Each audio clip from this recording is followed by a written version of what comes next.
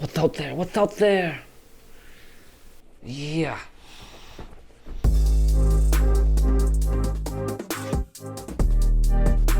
In this video, I'm gonna kind of do a follow-up video, the most important video on my channel ever, which was the video when I met Gonzalo Lira in Kyiv, Ukraine. It happened just before the war, about 1 year ago, almost exactly. So in this video, I'm going to talk about how this meeting took place, and basically how I got to meet him, and basically what my impression of him was, and what he was thinking at that moment leading up to the war in Ukraine.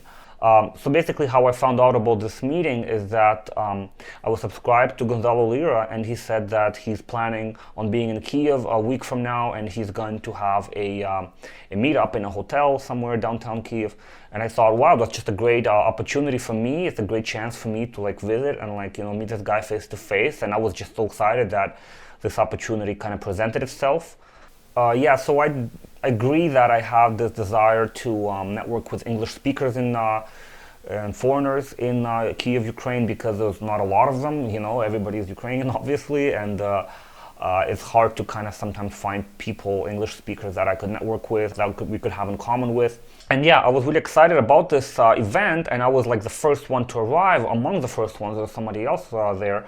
And then the man himself, you know, Gonzalo Lira, came down, and I think about like 6 or so, maybe half a dozen people joined us, all people from all different backgrounds. Most people were, you know, like Canadians, Americans, maybe guys from like Singapore or something, I'm not too sure, but like there was people from Western countries mostly, and they were talking about, of course, the topic of discussion was, you know, the West versus the East, that kind of thing, and basically the faults and the strengths, I guess, the weaknesses of the West. But the conversation soon turned into, you know, COVID. Of course, it was a big deal back then, and it was a big deal leading up, right up to the war, if you remember. So a lot of people, I realized shortly after that a lot of these guys were not vaccinated. I was like the only one that was vaccinated, so I felt kind of like out of place.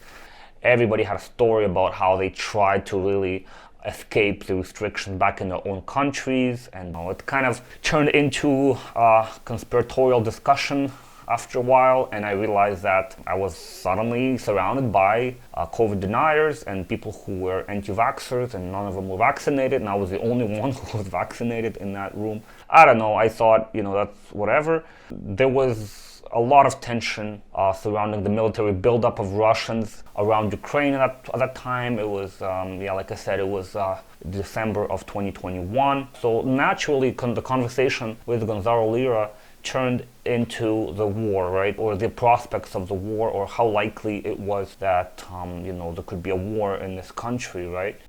And understanding that I was in this room full of these anti-establishment people, I was really interested in figuring out what Gonzalo would think on this matter. What I found interesting is that he kind of set himself apart with like outlandish sort of comments and outlandish sort of projections about how things would go. He was convinced about 3 things, I would say, right? I think number 1, he was convinced that Russia, of the strengths of Russia and how Russia would take over Ukraine if it really wanted to. He was especially convinced of the Russian sentiment in eastern Ukraine, which again is not true.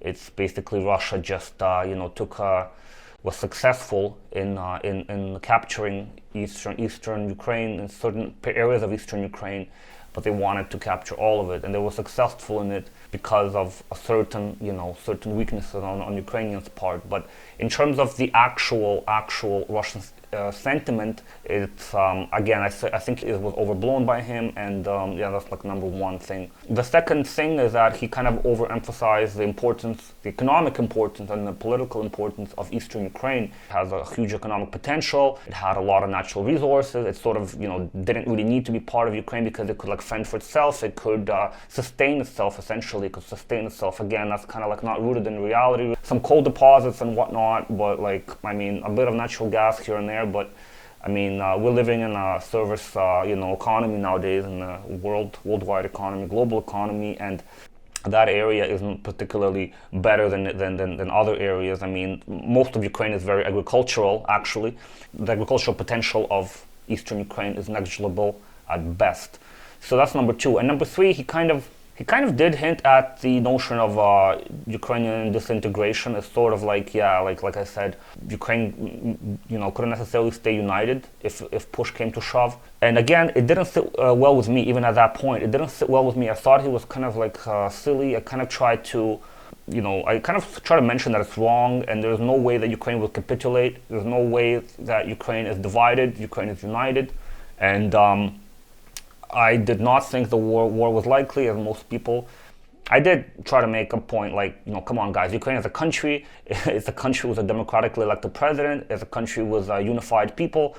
It has a land, it has borders, it's a country. It's like, it's like you wouldn't like, argue the territorial integrity of any other country in the world. Why should Ukraine be carved up, why should it be invaded, like that sort of thing. And mostly what didn't really sit well with me about him was his undermining of Ukraine. Like it's always this undermining of Ukraine. Why are you undermining it? What's your point? Is trying to sound edgy, trying to sound cool, trying to sound different, to be on Russia's side. Well, if you're on Russia's side, why don't you go back to Russia?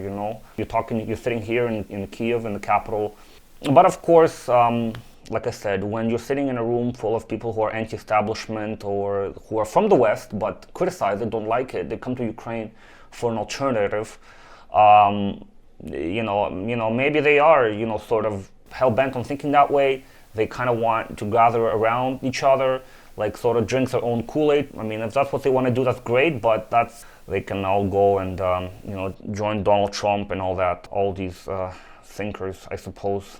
Judging by that conversation, by our conversation together and conversation with everybody who attended, I guess I left the room with a lower opinion of Gonzalo Lira than I had coming into that meeting, into that room. That's what happened. And then of course, after the war started, I dropped off the radar because I was trying to escape from the war. I was close to the front line, close to the Russian invaders who were terrorizing cities and like towns next to mine. They were torturing people, they executed people, they found mass graves. A stone's throw away from where I was, there was a road where Russians machine gunned people. They machine gunned people, people died in their cars, they died alone in their cold, in their cars. And that's just horrible. Children, women, and the elderly, they just, After I lived through that, and to hear Gonzalo Lira, come out of the woodwork, and then in Kharkiv make these videos about that, Russia's here. I just thought, okay, man, this guy, he's either going to be taken by the Ukrainian, Secret Service or something, or I don't know, something's going to happen to him, and well. Now since then, I stopped listening to him because anything that he says, kind of like, I take it with a grain of salt. He used to say some interesting things, some very thought-provoking things, and very correct things back in the day, maybe back in 2019.